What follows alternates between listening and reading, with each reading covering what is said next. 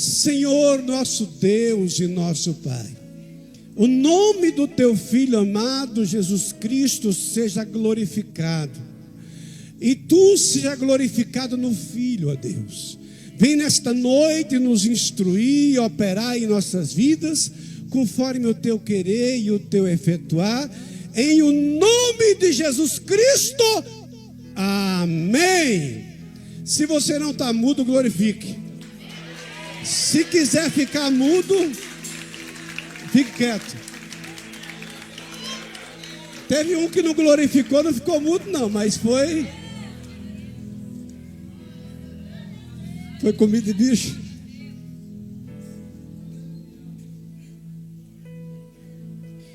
Todos os textos falam sobre contribuição, amém? Para quem é recente à nossa igreja, quem está de 2 anos para cá, eu acho que essa vai ser a segunda vez que vai ouvir falar sobre esse tema. Porque também por ética, quase que nós não falamos. Mas é um assunto bíblico. Aqui nós coletamos um texto em 2 Coríntios, outro texto em Provérbio, outro texto em Malaquias, e poderiam ser muitos outros textos, tanto no Antigo Testamento, quanto no Novo Testamento sobre o tema. Aumenta o som desse negócio aqui que eu não estou ouvindo não. Ou então põe um fundo musical aí. Pode aumentar mais. Pode aumentar mais. Pode aumentar mais. Aí, está melhorando agora. Vocês estão ouvindo aí agora? Vocês não estavam ouvindo não, estava? Antes? Então eu tenho que limpar meu ouvido melhor quando sair de casa. A culpa é minha. Então a velhice está chegando, eu estou ficando surdo. Além de gagar. Voltando aqui agora, vamos tentar nos concentrar, eu principalmente, para concentrá-los. Todos os textos falam sobre contribuição, mas nenhum dos textos, ou nenhum texto, é sobre alguma das coisas que nós iremos falar agora. Primeiro nós iremos compreender sobre o que os textos não falam. Aleluia. Por que isso? Porque às vezes nós, principalmente no século 21, um século muito capitalista, ou de um comunismo disfarçado em capitalismo moderno, as pessoas chegam até a igreja pensando às vezes em fazer fortuna, e nós não encontramos esse conceito bíblico. Então nós precisamos compreender o que não é, para entendermos o que é. Então nós iremos trazer aqui um tratado sobre as nossas contribuições na casa do Senhor. Primeiro nós precisamos saber que não se trata de barganha. Repita comigo, barganha. Não se trata de barganha. E o que vem a ser barganha? Parece ser uma palavra ruim? Não. Barganha é o simples ato de negociar, de fazer troca, câmbio, de fazer transações comerciais. Então, duas pessoas, duas empresas, mais, menos, elas concedem algo num acordo para receber outro algo. Isso é barganha, é comércio. E trazer contribuições para a casa do Senhor não tem fundo comercial. Não tem fundo comercial. Deus não está querendo fazer comércio com a sua palavra. Deus não está querendo fazer comércio com a sua obra. Porque o objetivo da barganha é obter o máximo de lucro, o máximo de benefício possível através deste câmbio, desta troca. E não é esse o objetivo da obra de Deus. O objetivo da obra de Deus não é obter lucro. Ponto. Também não é sobre apostar em loteria. Olha, eu vou aqui jogar um valor na salva para ver se lá no céu o meu nome vai ser sorteado num sorteio aleatório para que eu venha a prosperar. Não. O objetivo de uma loteria é testar a sorte, não é sobre sorte. Amém? Também não é sobre investir em um banco, porque investir em um banco é aplicar o seu dinheiro em alguns produtos financeiros que existem na rede bancária, em troca de uma remuneração com juros e correção monetária ao longo do tempo. Isso que é investir em banco. Por mais que existam diversos produtos de investimento, em síntese, todos eles trabalham desta maneira. O cidadão empresta o dinheiro ao banco, o banco trabalha com esse dinheiro, e quando o cidadão o quer de volta, o banco o remunera com juro e correção monetária. Ponto. Não é sobre investir em banco, não é sobre juros e remuneração, não é sobre isso. Então, nós precisamos, à luz da Bíblia Sagrada, compreender o que é. E para compreender o que é, não é tão simples como alguns incautos nos dias de hoje, principalmente pela internet, diz assim: traz tudo, vende o teu carro, vende a tua geladeira, vende a tua casa e traz tudo. Ora, isso é antibíblico? Primeiro, digo que não é antibíblico, porque no momento da igreja houve a necessidade, e está muito claro isso no livro dos Atos dos Apóstolos, que todos vendiam todas as suas fazendas. Quer dizer, no conceito nordestino, fazenda é terra. No conceito comum, fazenda são bens, qualquer tipo de fazenda. Vendiam tudo que tinham e traziam à igreja, para que os bens fossem assim administrados. É importante sabermos que esta ideia, ela não é antibíblica, porém, ela não se adequa aos tempos de hoje. Outrora, antes daquele período da igreja primitiva, não era assim. Aquele período foi assim e depois deixou de ser assim, porque nunca deveria ter sido assim. Amém?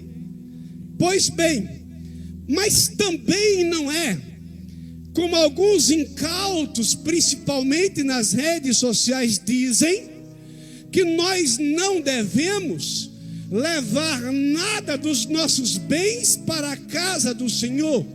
Olha, isso é ideia de desigrejado, porque uma igreja não vive sem dinheiro. Amém, igreja? Como é que se paga aluguel? A nossa igreja é tão pequena e paga 2 aluguéis em São Paulo, mais 2 aluguéis na Bahia e mais 1 aluguel no Pernambuco. Com essa meia dúzia de gente que nós temos, como é que paga? Deus escolheu os nossos bens para manter a sua obra. Deus escolheu os nossos bens e instituiu os nossos bens para manter a sua obra. Porque sem dinheiro não tem o lugar que você senta, sem dinheiro não tem o microfone que eu falo, sem dinheiro não tem os instrumentos que nós tocamos, sem dinheiro eu não tinha nem como reclamar para esse som começar a tocar, porque não existia. Porque Deus não resolveu enviar anjos para a terra para fazer a sua obra. Poderia ter enviado anjos e os anjos fazerem os bens de forma miraculosa, extraordinária, como Deus fez no início. Haja microfone e o microfone surgia, haja bateria e a bateria surgia, haja caixa de som e a caixa de som surgia. Mas não foi assim que Deus determinou. Antes, Deus disse: trazei os dízimos à casa do tesouro, para que haja manutenção na minha casa, para que hajam as coisas na minha obra. Aleluia. Foi isso que Deus decidiu desde o Antigo Testamento, e no Novo Testamento tem muitos textos a tipo desse de 2 Coríntios 9, que já começa assim: cada um contribua segundo o que propôs seu coração. Mas não é um mandamento de Deus? É. Mas tem outros mandamentos na Bíblia, e nós só cumprimos se nós tivermos o coração voltado para aquilo. Tem mandamento: não mentirás, ou não matarás, ou não roubarás, ou não adulterarás. Mas nós só seguimos os mandamentos de Deus se o nosso coração tiver com este propósito. Se nós não tivermos com este propósito, nós não obedeceremos nenhum mandamento, inclusive esse, que está muito claro. Mas por falar em mandamento, primeiro nós precisamos compreender o que está por trás dos mandamentos, porque é algo muito amplo. Não é algo tão simples como dizer traz tudo ou não traz nada. Não é tão simples. Não é tão simples. Então vamos lá. Primeiro, nós precisamos compreender sobre princípios e sobre mandamentos ou leis bíblicas. Princípios. Os princípios e as leis nas Escrituras Sagradas, elas refletem a vontade de Deus para nós.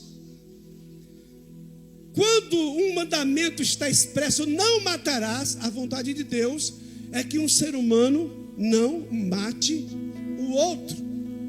Quando está explícito na Bíblia, não roubarás, é porque a vontade de Deus é que os seres humanos não roubem uns aos outros.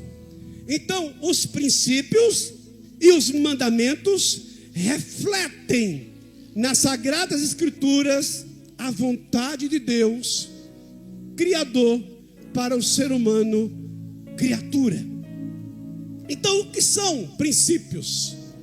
Porque a gente ouve falar muito de mandamento, a gente ouve falar muito de lei, mas pouco se ouve falar de princípios.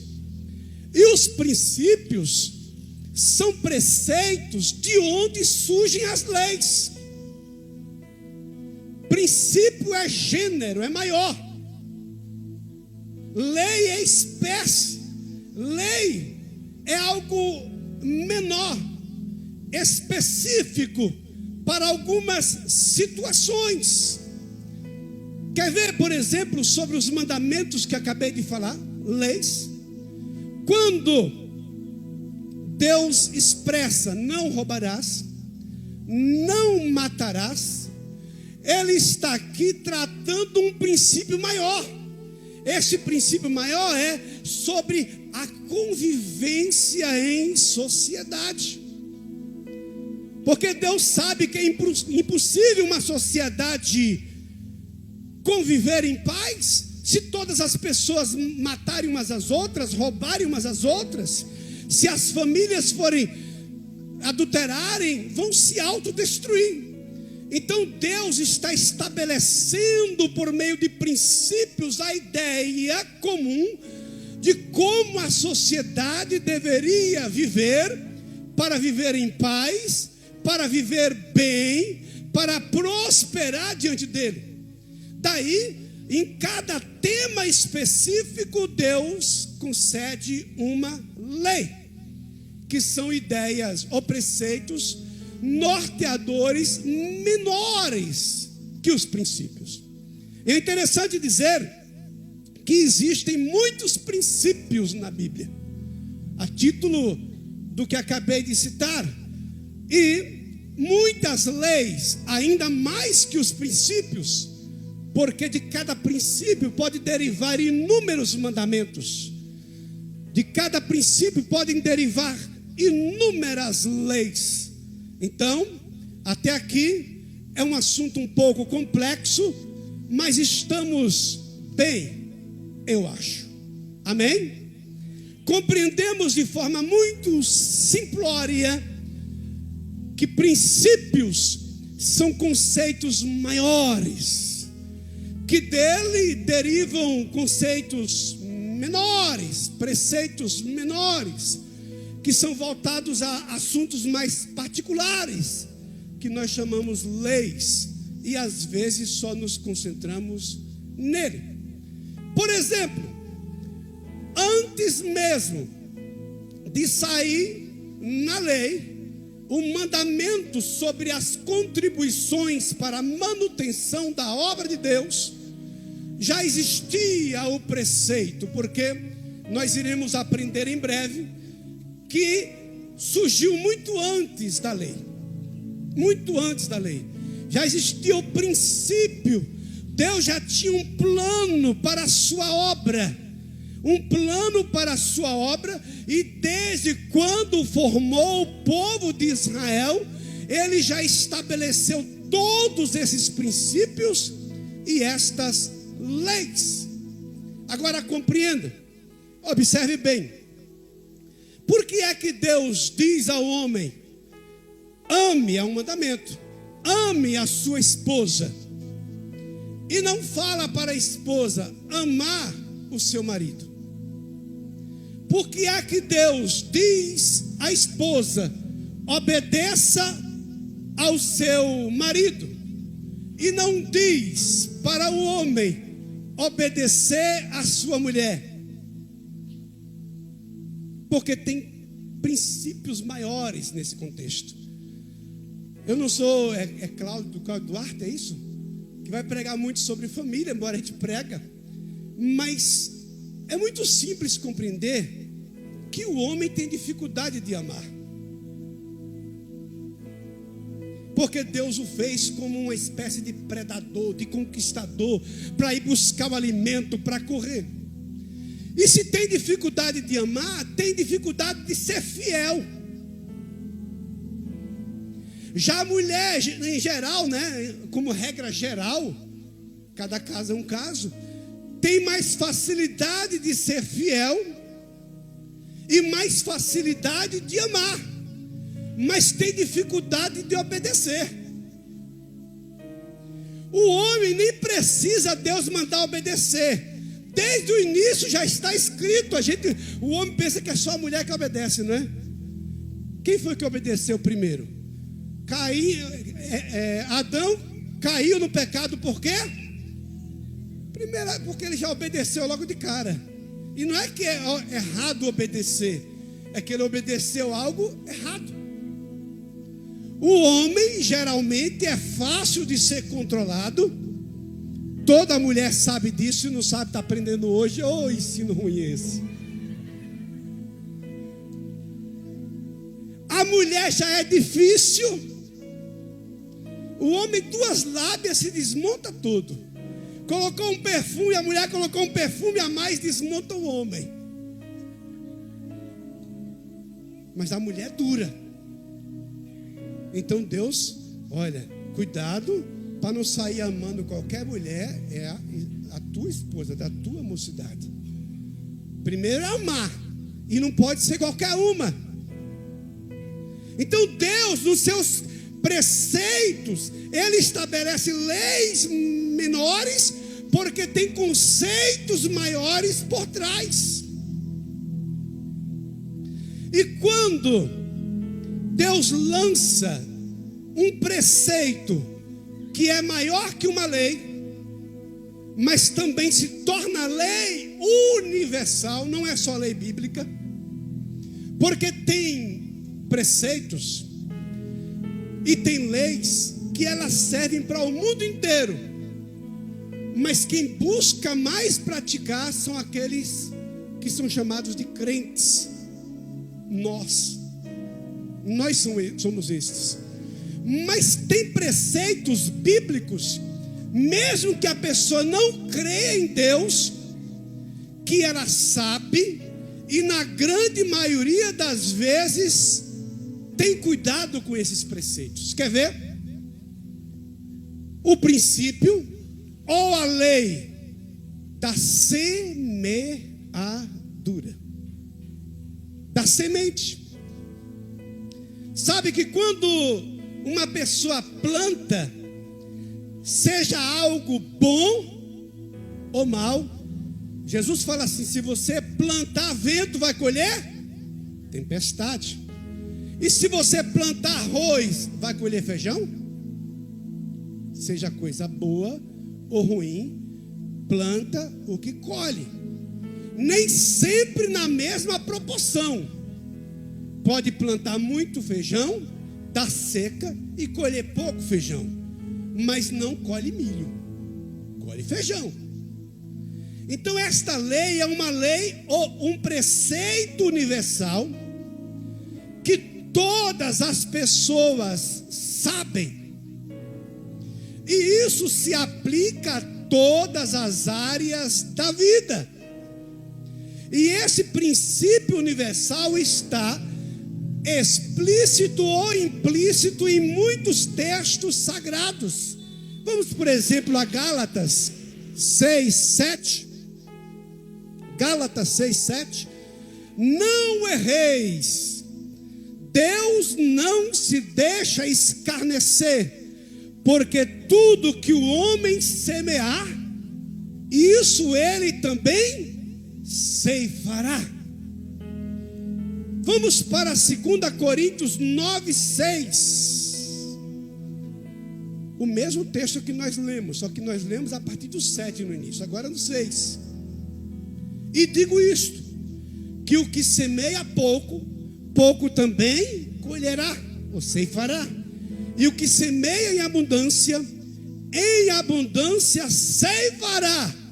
Ô pastor, então, agora eu vou encher a salva de dinheiro, que eu quero ver meu bolso cheio de dinheiro também. Aí é negócio, aí é barganha. E se Deus quisesse barganhar, era o inverso. Não era o pequeno que barganhava com o grande, ele que barganhava com o pequeno. Isso se trata de um princípio que ele deve ser observado tanto no mundo natural, porque é por todas as pessoas, mas também deve ser observado no mundo espiritual, por nós que cremos no mundo da espiritualidade. E aqui agora entra conceitos que estão dentro deste maior, da semeadura e da colheita, que se nós observarmos hoje, quando nós plantamos em qualquer área da nossa vida, nós estamos lançando a semente hoje, para que ela venha germinar, nascer, crescer e produzir frutos para o amanhã.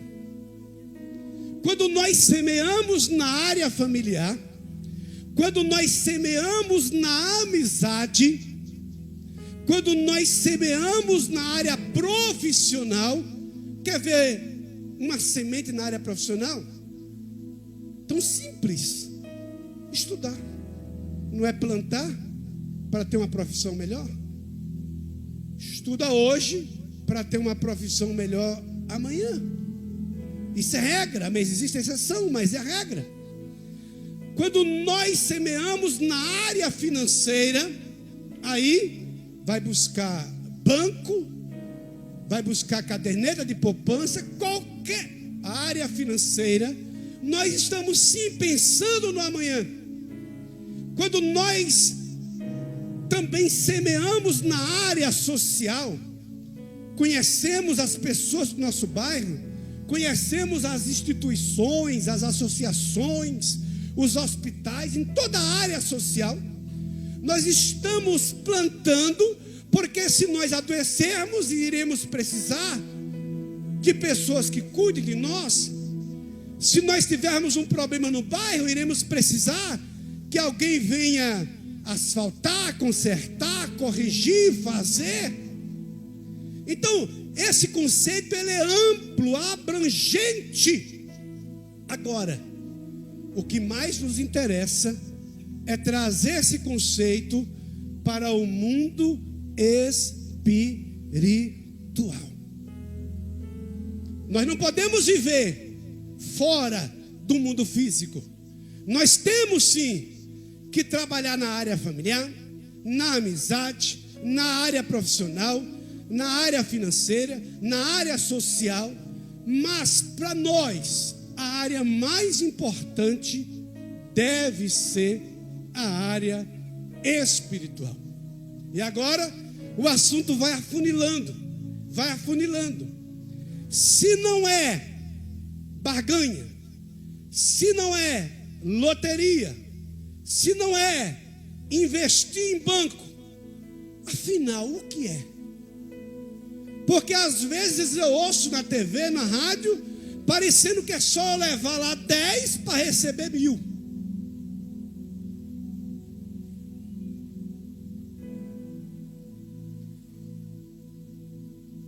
E aí? O que é no mundo espiritual? No mundo espiritual, já ouviu falar que nós conhecemos o físico? Nós conhecemos até algumas atitudes de algumas pessoas. Um é alto, um é baixo, um é gordo, um é magro. Um gosta de falar alto, um é bruto, assim meio ignorante igual eu. Cancela de janjão. Cada um tem seu jeito. Um é fleumático, um é... Cada um tem seu jeito. Nós conhecemos isso. Porém, nós não conhecemos exatamente quais são as intenções do coração. As intenções do coração. E a Bíblia diz que Deus conhece até o nosso pensar. Deus antecipa até o que nós pensamos. Deus prescruta o nosso coração e sabe as mais íntimas intenções do nosso ser. Aqui está um grande princípio do trabalhar de Deus. Às vezes, muitos pregadores questionam e muitos irmãos questionam quando estudam a Bíblia. Por que é que a Bíblia diz que um homem adúltero que preparou a morte de um dos seus principais soldados é tratado na Bíblia como o principal dos reis e que um homem conforme o coração de Deus? Já dei a resposta. Porque todos são pecadores, mas nem todos têm o coração voltado para Deus. Aí estava a diferença de Davi. Davi errou como qualquer ser humano errou, Mas quando Deus olhava o coração de Davi, sabia que todo o intento de Davi era voltado para Deus. Como homem ele errava, mas tinha um ser espiritual profundamente ligado com o Espírito Santo de Deus. Quando Davi tocava, espíritos eram banidos. Davi no Antigo Testamento é uma referência de um rei profeta. Davi foi perseguido de tal maneira por Saul, e Saul achava que estava certo. Procurava de toda forma ocasião para lascar a vida de Davi. Aí Deus coloca Saul nas mãos de Davi. E o que é que Saul fala? O que Davi fala?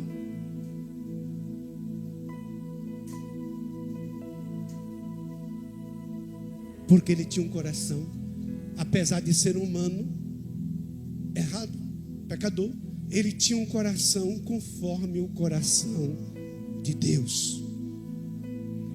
E para compreender os princípios de Deus, nós precisamos entender que Deus consulta os nossos corações.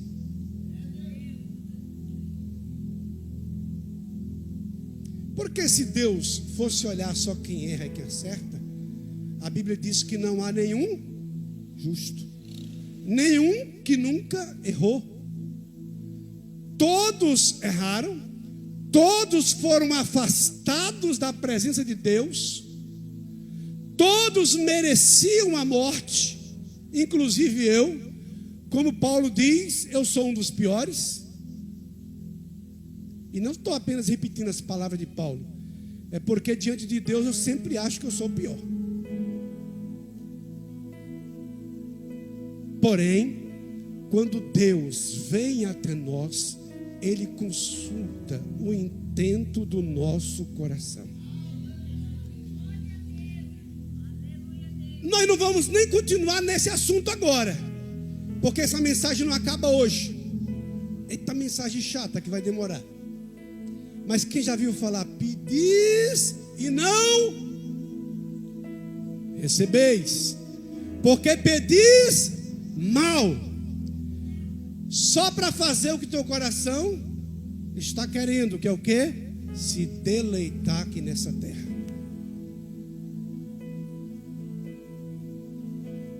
E quando recebe é só dor e sofrimento, porque não vem do alto.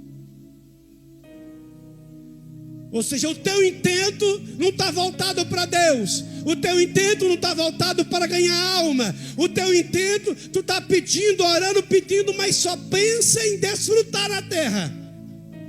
Esqueceu do mundo espiritual. E eu sei que se tu tiver, vai se afastar, vai desviar, vai se distanciar. Porque se 10 já toma a tua cabeça, e 100...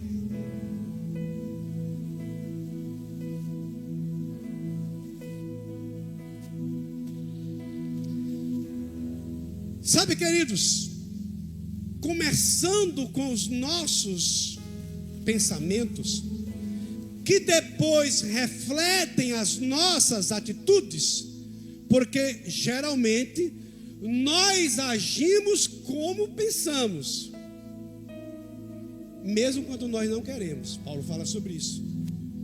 Às vezes eu quero fazer uma coisa, mas não faço. E o que eu não quero eu faço. Mas pensou, e cedeu, e fez.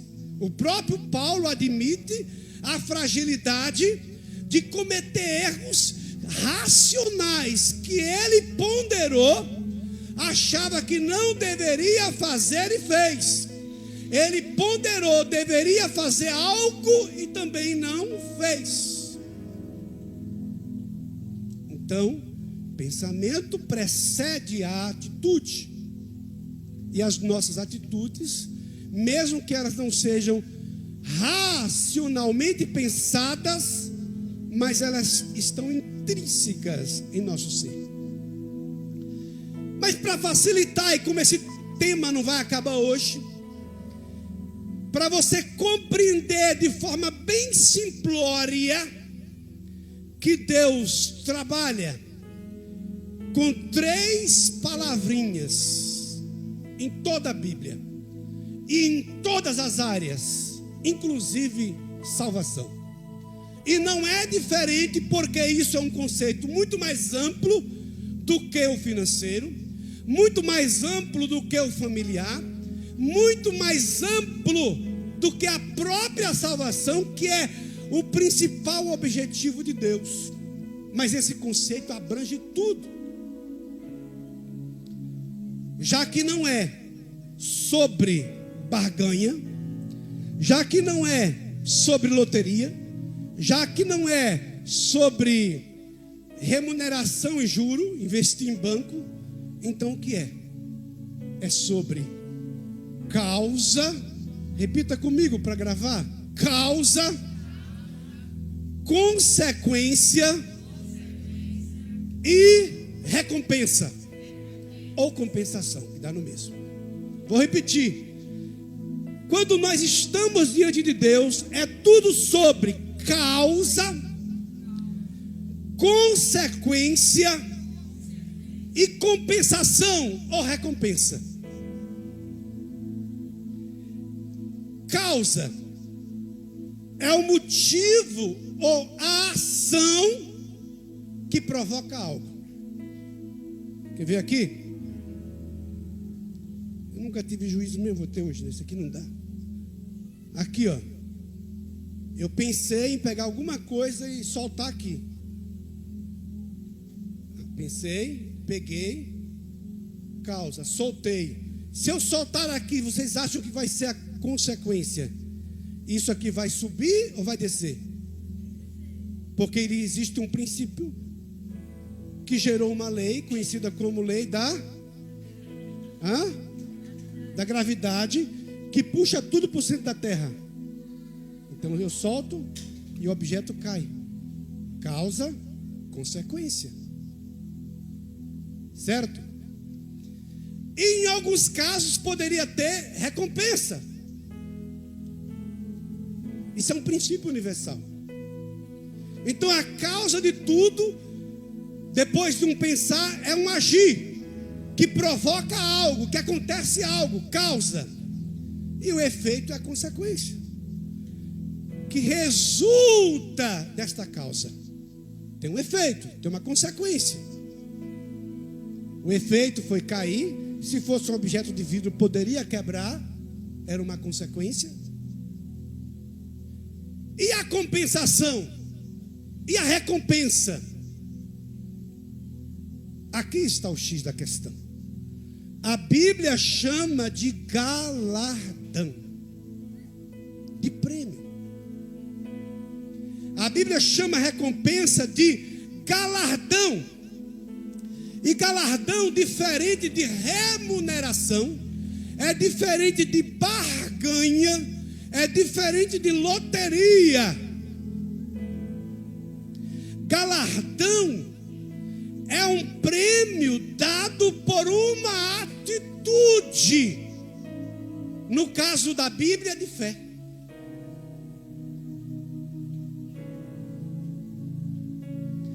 Às vezes a pessoa traz algo para a igreja porque ela quer enricar. Então, isso não é galardão, é barganha.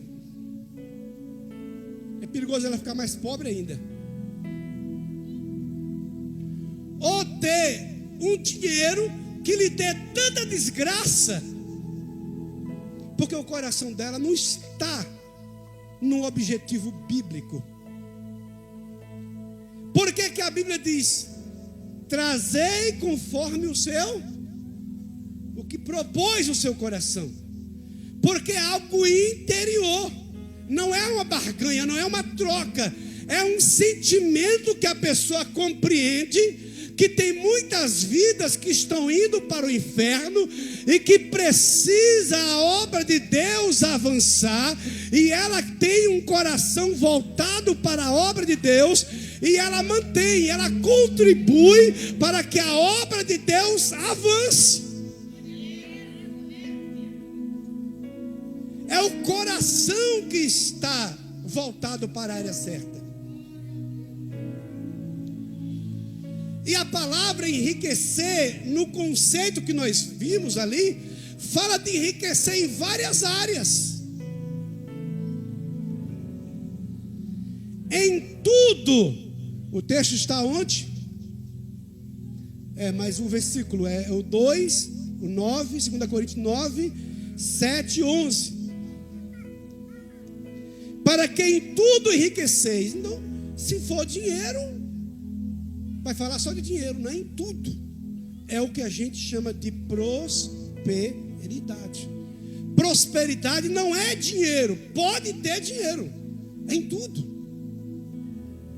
Vida próspera abrange tudo, em tudo prosperar. Porque tem ricos, milionários, cometendo suicídio. Ou vocês nunca ouviram falar disso? Tem ricos, bilionários cometendo suicídio. Dinheiro nem sempre é a solução. Não quer dizer que nem sempre é problema. A questão é que o conceito bíblico é voltado à prosperidade no sentido de vida plena. É a pessoa acordar de manhã e ela ir trabalhar feliz, porque Deus a colocou no trabalho que ela desejava. É a pessoa, o homem, olhar para a sua esposa feliz, porque Deus colocou a mulher que ele desejava, que ele queria como esposa. É a mulher olhar para o homem feliz e dizer: Deus colocou na minha vida. Não quer dizer que não vai ter problema. Aí é utopia, irmão. É utopia. Eu tenho problema com a minha esposa, mas todo dia eu acordo feliz. Eu estava vindo de carro, fui lá na casa do irmão Samuel hoje de manhã, fiquei lá um tempo com ele. Aí eu estava vindo de carro e minha esposa dormindo, e eu olhando assim: rapaz, eu sou um cara de sorte demais. Eita, como eu caso com uma morena bonita dessa. Pode ser que só eu acho, né?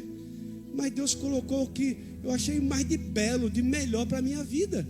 Mas tem coisas que a gente discute, tem problema. Não está falando de utopia, está falando de você ser realizado na sua vida. Tem pessoas que acham que só vai se realizar se tiver um carro de R$1 milhão. O meu está começando a quebrar, mas eu olho para aquele carro e falo assim: que Deus me deu um carro maravilhoso. É simples, é de funerária, é de polícia, que cabe muita gente atrás, que cabe um caixão grande. Mas Deus me deu e eu estou feliz demais. Porque se eu morrer amanhã, não precisa nem pegar outro carro de funerária, o meu mesmo cabe. Brincadeira à parte, irmãos, para desconcentrar, fato é que se a gente acorda todo dia triste, a vida lhe parece ser uma desgraça, você não compreendeu o teu chamado de Deus aqui na terra.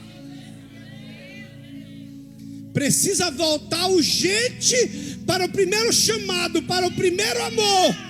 Aquele chamado que era o primeiro a chegar no culto, que não faltava, que vinha, que contribuía, que tinha amor. Ninguém nunca me disse que tinha que contribuir. Quando eu entrei na igreja, que eu vi uma luz acesa, um som ligado, um equipamento, sabia que aquilo não se fazia sem nada. E se eu queria estar ali, eu deveria contribuir com o meu próprio bem. E aquilo nasceu no meu coração. E aí eu ouvi uma mensagem que eu não entendia nada de Bíblia. Eu ouvi uma mensagem. Eu era novo, fiquei velho e nunca vi um justo. Aí eu: o que é esse justo, hein? Desamparado. Porque eu saí lá da Bahia preocupado, deixei minha família lá, vim para esse São Paulo, quantos retirantes vieram, e eu estou preocupado com minha família. Óbvio que isso nos atrai, mas o importante é compreender o que está por trás disso. quem é o justo? Não é o bom, é o justificado. E quem é o justificado? Aquele que se permite o ser transformado. E aí, como nós não iremos encerrar essa mensagem em todas as áreas. Em todas as áreas. E aí, vamos melhorando sempre, como marido, ou como esposa, como filho, ou como pai. O Espírito vai operando. Financeiramente, familiarmente, profissionalmente. É uma escala crescente. Isso que é prosperidade em tudo na vida. Coloquemos-nos em pé. Fazer uma oração para encerrar, porque o tempo já passou. E é uma mensagem de 4 horas. Amanhã não estarei no Itaberaba. Quem não quiser ouvir a continuidade desta mensagem, não vem amanhã, porque ela continua. E aqui, se amanhã a igreja estiver vazia, eu já sei que não queria ouvir. Vou olhar um por um e anotar o nome de quem não está. Eita, coisa braba. Brincadeira, pá. Essa é braba, não é? Brincadeira, irmão. Brincadeira à parte, eu só estou querendo avisar que amanhã eu continuo esta mensagem para você compreender profundamente o sentido bíblico disso. E aí entender se o seu coração quer isso ou não quer, e cada um escolhe o que quer. Nem Deus obriga. Por isso que está o texto lá, cada um faça conforme propôs o seu. Por que é que pastor de igreja tem que ficar dizendo que você tem que trazer 1.000, 2.000, 10.000, 15.000? Traz o que você quiser. Ou então não traga nada.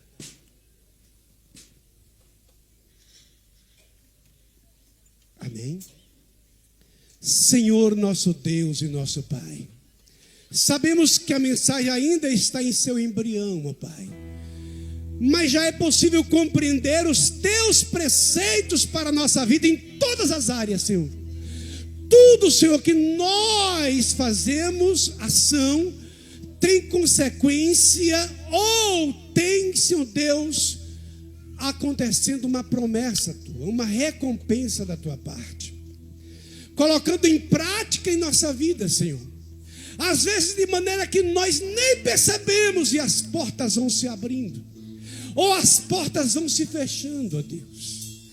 Fato é que toda ação tem uma reação.